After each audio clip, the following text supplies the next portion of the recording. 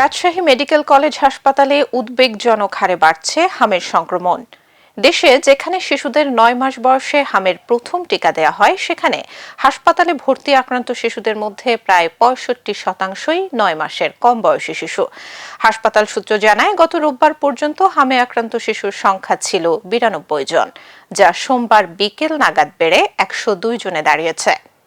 গত ৩ মাসে এই হাসপাতালে মোট ২৭০ জন শিশু হামের উপসর্গ নিয়ে ভর্তি হয়েছে। এর মধ্যে ৬ মাস বয়সের কাছাকাছি শিশুদের আক্রান্তের হার সবচেয়ে বেশি বলে জানায় হাসপাতাল কর্তৃপক্ষ।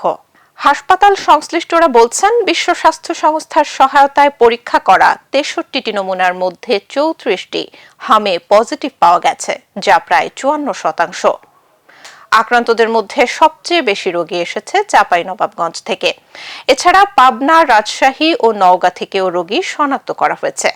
হাসপাতালের শিশু বিভাগের প্রধান বলছেন, অধিকাংশ আক্রান্ত শিশু এখনও টিকা নেয়ার উপযুক্ত বয়সে পৌঁছায়নি, যা পরিস্থিতিকে আরও জটিল করে তুলছে।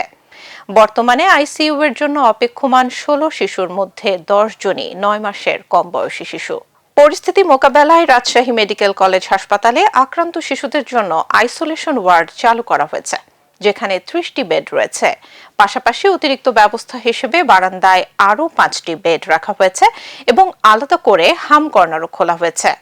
টিকা নেয়ার আগেই শিশুদের মধ্যে সংক্রমণ বাড়ায় প্রতিরোধমূলক ব্যবস্থা জোরদার করা জরুরি বলে মনে করছেন বিশেষজ্ঞরা।